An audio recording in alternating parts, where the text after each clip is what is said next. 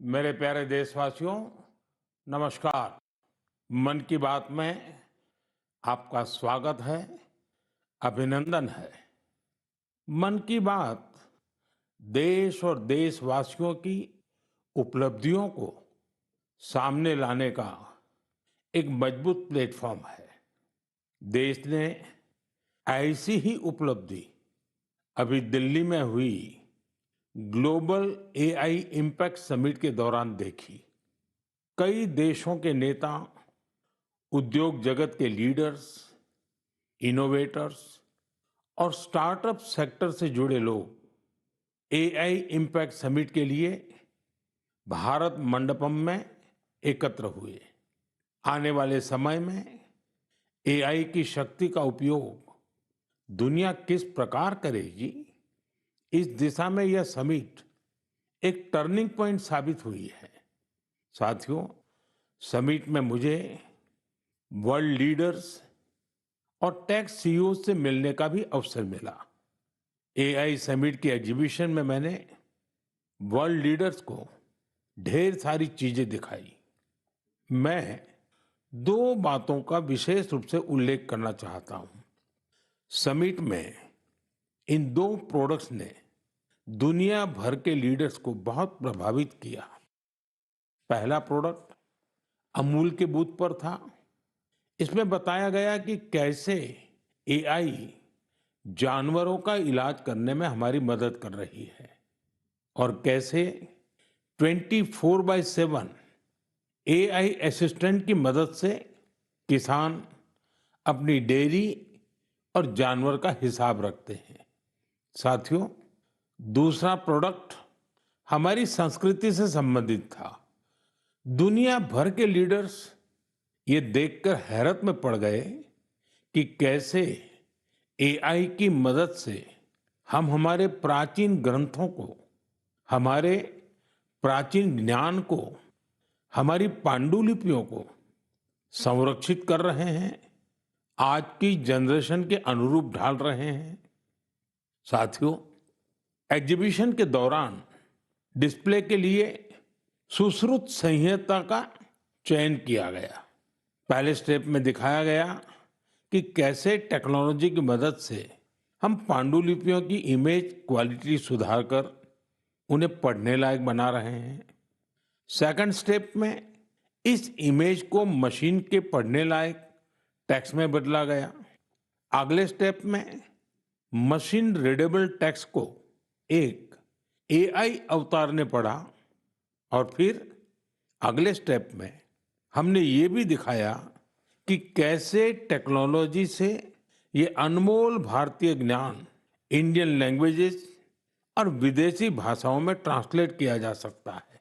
भारत के प्राचीन ज्ञान को आधुनिक अवतार के माध्यम से जानने में वर्ल्ड लीडर्स ने बहुत दिलचस्पी दिखाई।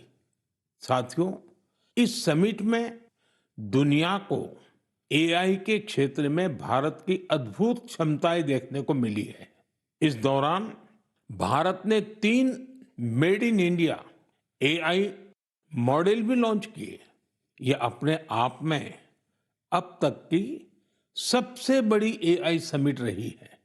इस समिट को लेकर युवाओं का जोश और उत्साह देखते ही बन रहा था।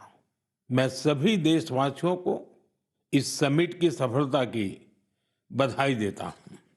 साथियों, मैं अक्सर कहता हूं, जो खेले वो खिले। खेल हमें जोड़ता भी है। आजकल आप T20 वर्ल्ड कप के मैच देख रहे होंगे और मुझे पक्का विश्वास है कि मैच देखते हुए कई बार आंखें किसी खास खिलाड़ी पर टिक जाती होंगी। जर्सी किसी और देश की होती है, लेकिन नाम सुनकर लगता है कि अरे, ये तो अपने देश का है। तब दिल के किसी कोने में एक हल्की सी खुशी आती है, क्योंकि वो खिलाड़ी भारतीय मूल का होता है और वो उस देश के लिए खेल रहा होता है जहां उसका परिवार बस गया है।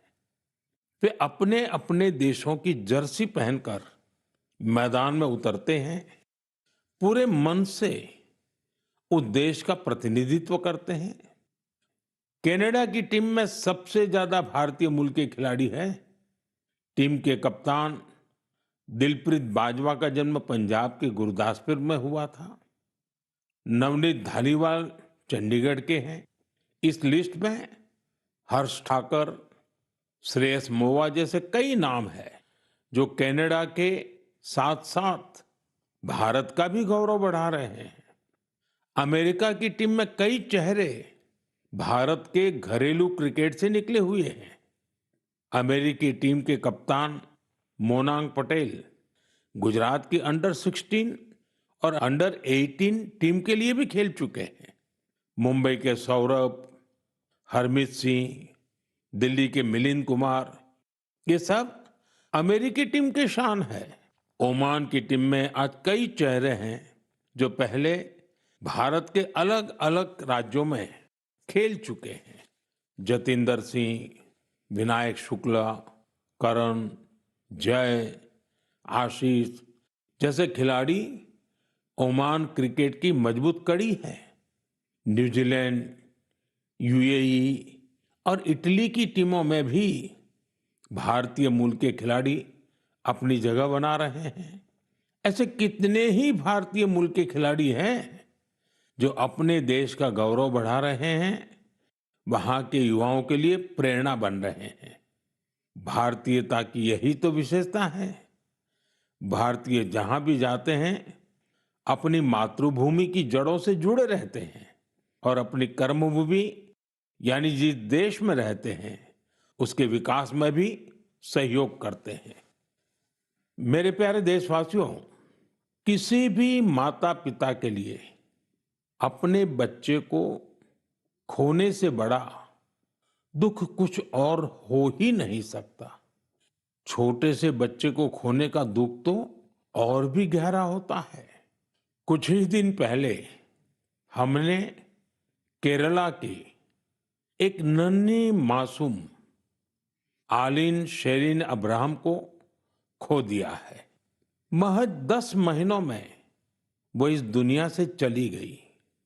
कल्पना कीजिए, उसके सामने पूरी जिंदगी थी जो अचानक खत्म हो गई। कितने ही सपने और खुशियां अधूरी रह गई। उसके पेरेंट्स जिस पीड़ा से गुजर रहे होंगे उसे शब्दों से व्यक्त नहीं किया जा सकता है। लेकिन इतने गहरे दर्द के बीच भी आलिन के पिता अरुण अब्राहम और मां शेरिन ने एक ऐसा फैसला लिया जिससे हर देशवासी का हृदय उनके प्रति सम्मान से भर गया है। उन्होंने आलिन के अंगदान का फैसला किया। इस एक फैसले से पता चलता है कि उनकी सोच कितनी बड़ी है और व्यक्तित्व कितना विशाल। एक तरफ वे अपनी बच्ची को खोने के शोक में डूबे थे, तो वहीं दूसरों की मदद का भाव भी उनमें भरा था। वे चाहते थे कि किसी भी परिवार को ऐसा दिन देखना न पड़े। आलिन शेरिन अब्राहम आज हमारे बीच नहीं है, लेकिन उसका नाम देश के कम उम्र की ऑर्गन डोनर्स में जुड़ गया है।